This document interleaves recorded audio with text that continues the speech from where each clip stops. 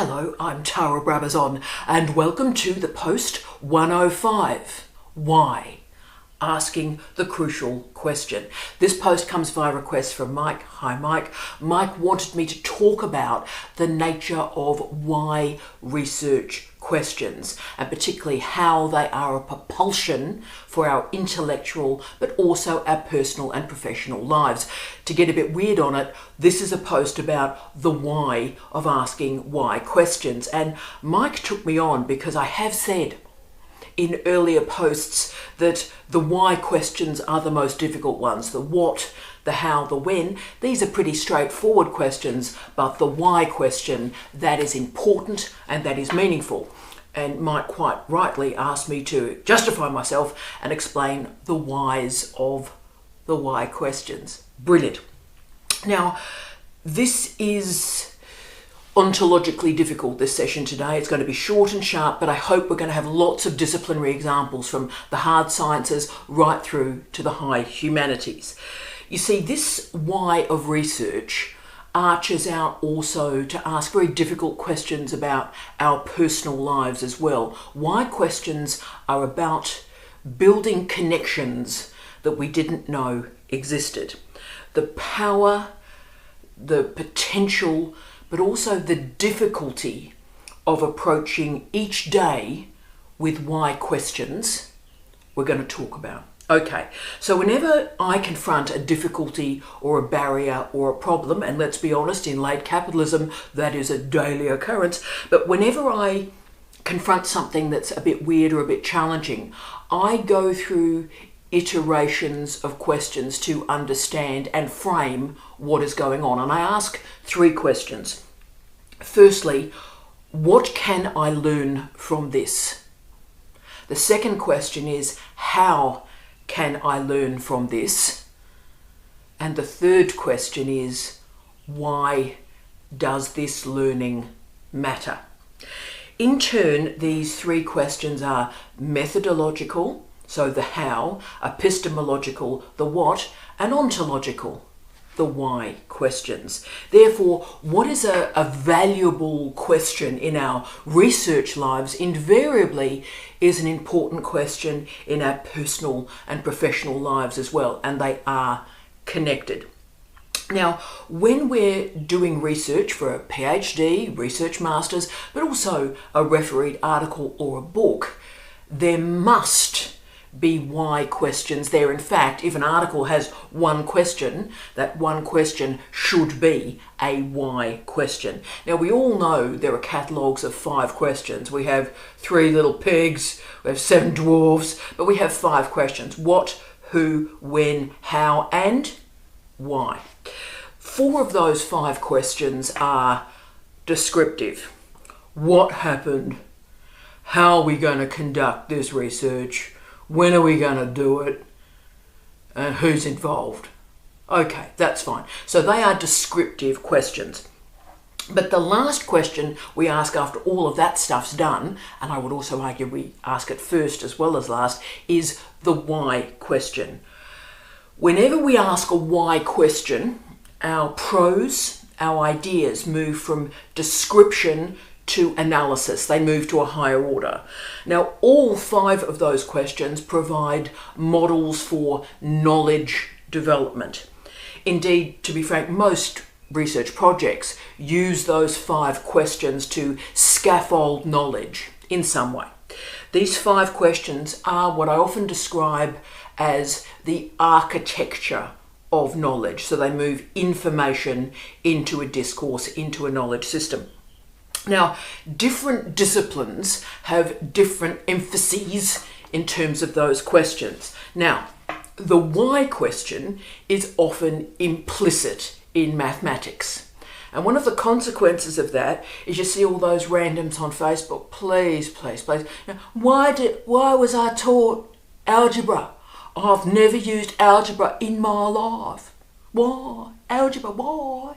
And of course, firstly, the nature of literacy is once we've learnt a skill, we forget how and why we've learnt it because it's embedded into our daily lives. So whenever we think about proportionality, whether we're mixing a cocktail or we're making a meal, whenever we think about proportionality, that's based on our education in algebra. So that's why we learnt algebra.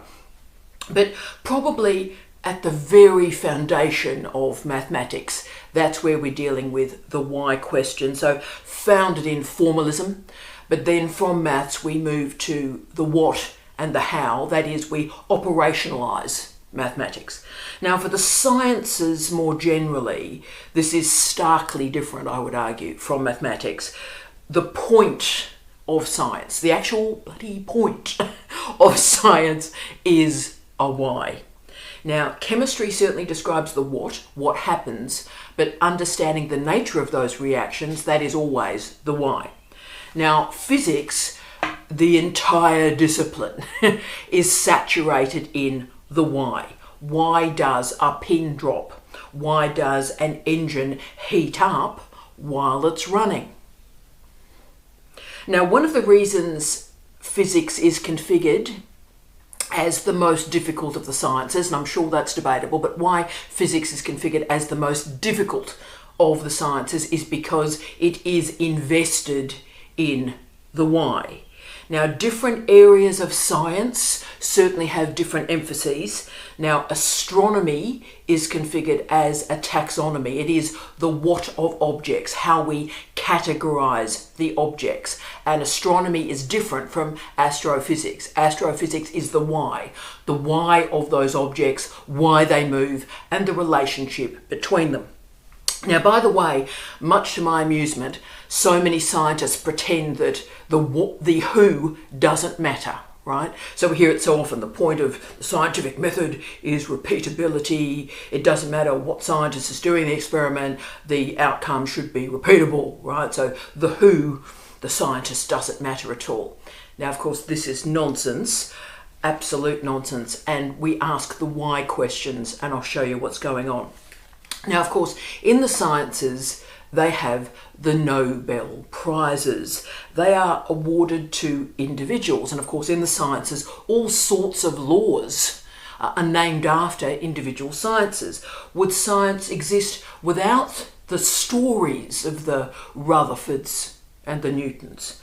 So as you can see, actually, the who really matters here. And also remember, there is the big why question, why a few scientists are awarded. Why are they awarded? And of course, you know where I'm going here. Those of you that know the case of Jocelyn Bell Burnell. Now, Jocelyn Bell, at the time, discovered pulsars. Let me just say that again. She discovered pulsars as part of her PhD. But she was excluded from the Nobel Prize that was granted to her supervisor. So, why particular people are excluded from the awarding structure in science is a really interesting question to ask. And then, of course, let's flip straight over into the high humanities. The traditional history framework sort of pretends pretends that it's not theoretical, it's presenting facts, it is true. Now, of course, the historiography, the way of doing history that is most invested in this sort of there is a singular way and we don't do theory, is the chronological narrative. So one fact is presented after another, after another, after another, in time order.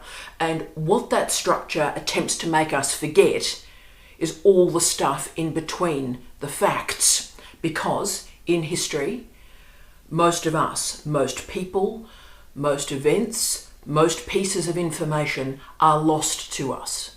They're gone. And John Savage described this as the dustbin of history. Most of us and most information ends up in the dustbin of history. So why some information, some evidence, survives through time and other bits do not, I apologise for that. Hang on one second. That was a little bit explosive, but I think we're relatively safe, my goodness me. So why some information survives through time and other bits and pieces do not is the focus of innovative methods and innovative paradigms. So to try and reclaim people and events and theories back into traditional history has been the site of incredible innovation through history from below, social history and oral history, just to provide a few examples. But the what of history, what happens, lies to us. So that what question actually obstructs much more complicated interpretation about what has happened in our lives and what has happened in the past. So let's just use a really simple example, okay? I'm going to show you the what and all the complexities of the why around it. So let's all do a question together as a family, shall we? When was the Second World War? Now, you've probably immediately come back with 1939 to 1945. That is the what and the when. But of course, when did the Second World War start for the United States? And the answer is December 1941. Right, okay. When did the French Second World War end? One answer is when the armistice was signed on June 22, 1940. But of course, that wasn't a real ending, was it? Because the French resistance continued through the Vichy regime. Now, what about Soviet Russia? When did the Soviet War start? Well, there's that complicated situation where Nazi Germany and Soviet Russia, Stalin and Hitler, signed a non-aggression pact in 1939. Why did that happen? Then, of course, we've got the Second Sino-Japanese War that started in 1937 and finished in 1945. So why do we all think that the war started in 1939 and not 1937?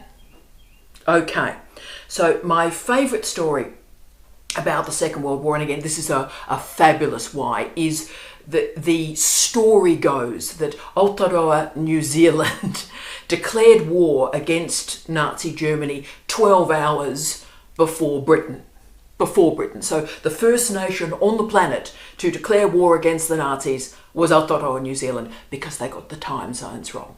Now, it has been argued, Hensley, for example, in his great book, it's a great book, Beyond the Battlefield, has argued this is nonsense, it didn't occur.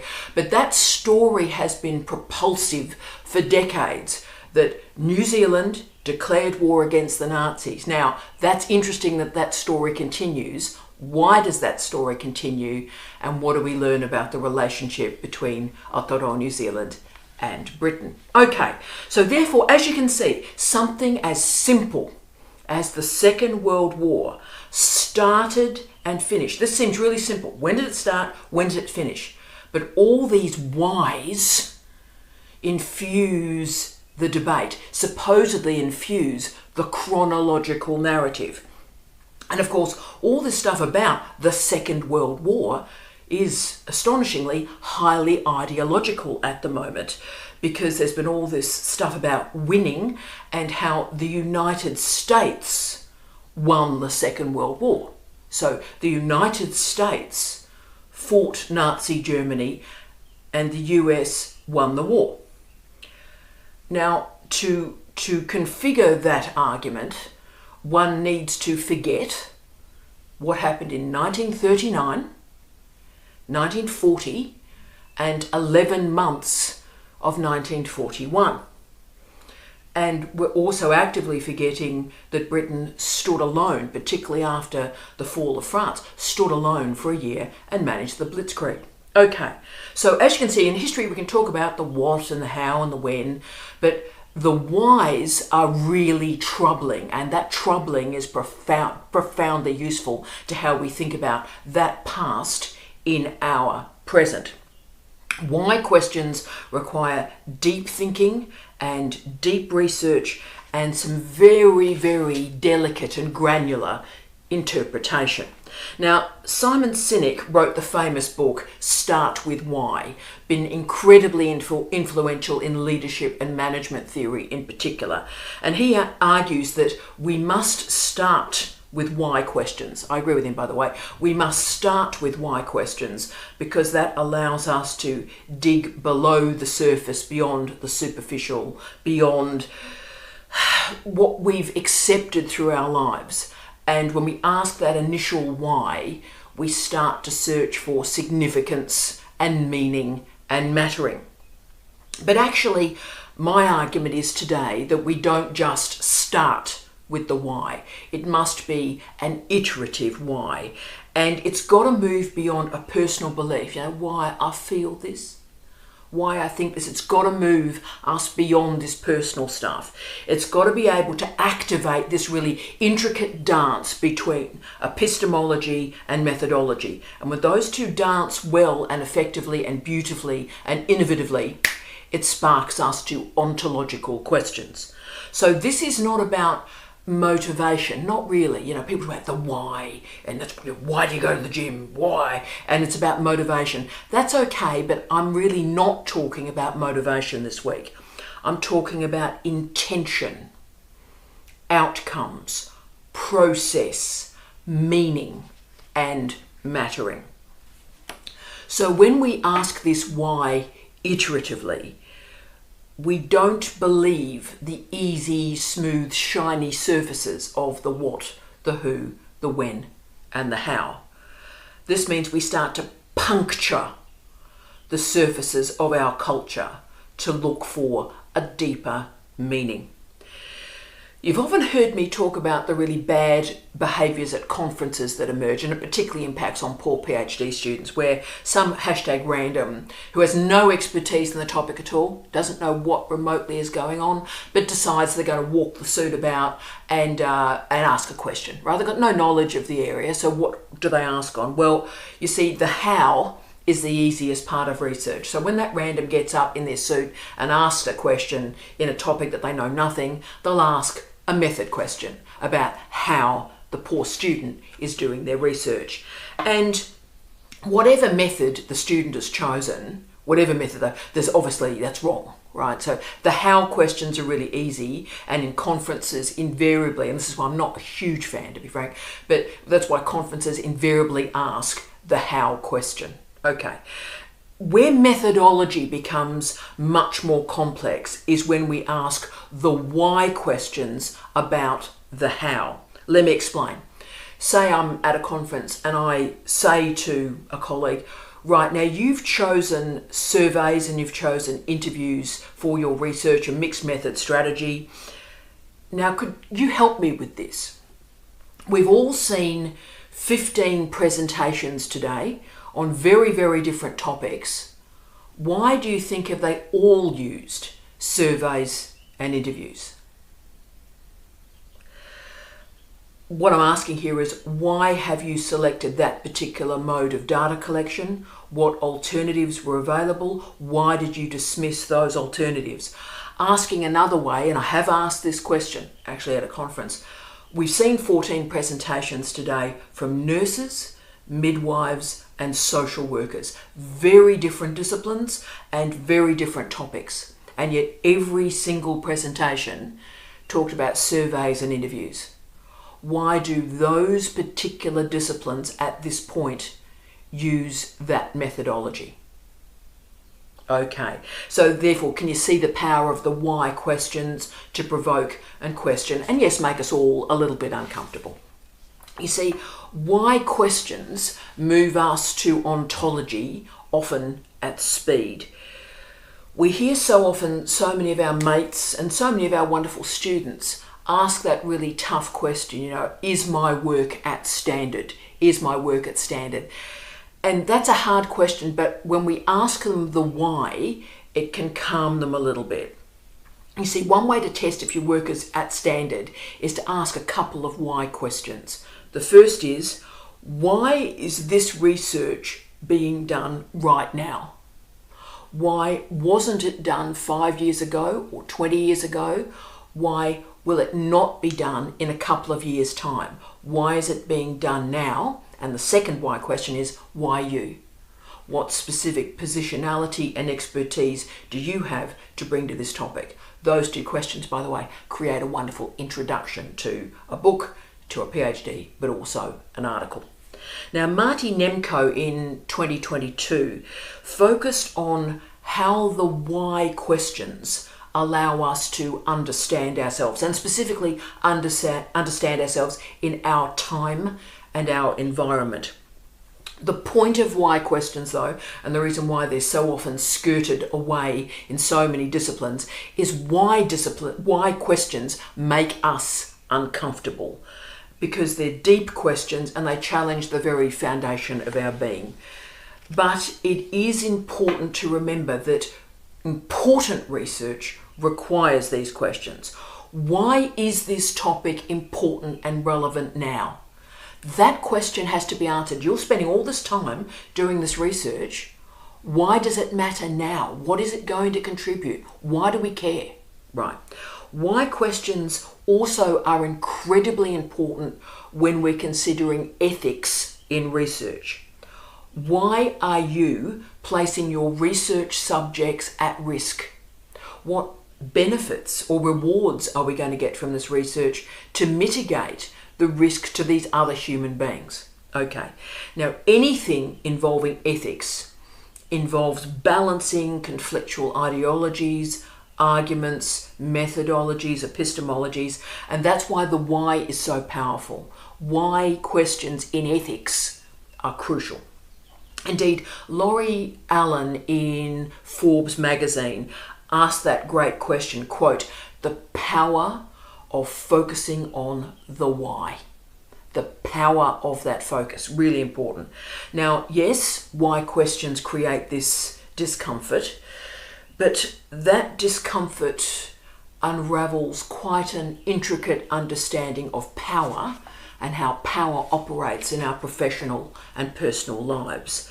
Also, why questions build connections between human beings and their environment, between the self and society. And of course, the really troubling why questions in our lives have no answer. But the act of asking those questions transforms us as a human. I'll give you an example. When my late husband, Steve Redhead, when he died, I asked, why Steve? Why did Steve die? Now, there is an answer to that question. Why did Steve die? He got pancreatic cancer. So his first symptom, he went jaundice, he went yellow, and of course that's the only symbol that you get, you're in trouble. The first symptom you get, it's the death sentence. He was dead 8 months later, right? So why did he die? He had pancreatic cancer. But of course, that's no answer. And when I'm asking the question, why Steve, that's not really what I'm asking, is it? Because what I'm actually asking is, when I ask why Steve, is why am I still here? Why was I not able to save him? Why has such a remarkable scholar left the planet and I'm still here?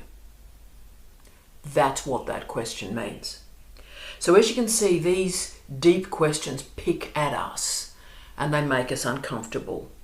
Why questions, by their very nature, ask that we think about the self and we reveal the very sensitive surfaces of our skin.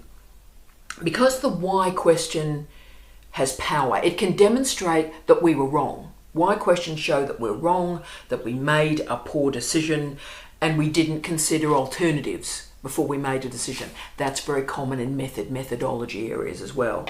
And look, every now and then, I probably do this too much as an old goth, but every now and again, there is value in asking, why am I here? Why am I making these decisions? I think that's valuable. And as you've heard me say so often, discomfort is a proxy. Discomfort is a moment for learning. It is a proxy that something is happening in our lives. You see, power is carried with the word why. Whys enable learning and discovery. They enable collaboration and partnerships. They solve problems. Why questions are innovative by their nature, but they also reveal the inconsistencies and the problems. And why questions keep us humble, keep us real. There are so many justifications for the whys, team, but when we keep using the word why, it demonstrates that we remain curious, that we are comfortable with open-ended questions, questions that may take a lifetime to reveal. And we remain engaged in those interfaces between text and context, self and society. So to finish off our gig this week, I wanted to move from the why of research to the why of our lives today. At this point in history, there seems to be a lot of talk about winning. Are we so winning? We are winning. Are we winning? Winning. And pretty reified definitions of success. The legendary David Allen stated that, quote, if there's no good reason to be doing something, it's not worth doing, end of quote. In other words, if you haven't got a good why, then stop, because it's pointless. To re-establish meaning and mattering in our academic lives, it's important to return the why question to us each day. And Sinek, Mead and Decker's great work is incredibly useful here. But why do we teach? Why? Why do we teach? Why do we undertake research? Why does an academic life in these difficult times still hold meaning and importance and value? Why questions demand that we as academics explore our intellectual and emotional investments. And from this honesty, change and transformation can emerge in our daily lives. Let me give you 3 questions that I ask myself every single day. I construct a why for academic life. Why are we doing this? Why of academic life? But the second question is, I construct a how of achieving a research or teaching goal. How am I going to achieve this goal? But my third question is always the what. What can I do today to reach that goal? So we start with the why, go through the how, and finish with the what. What am I going to do today? Now, these 3 questions can structure and restructure our daily lives. Why questions, at their best, move us from emotion to action. And they configure a different way of learning and a different way of living. I wish you love, light, and peace. Tea out.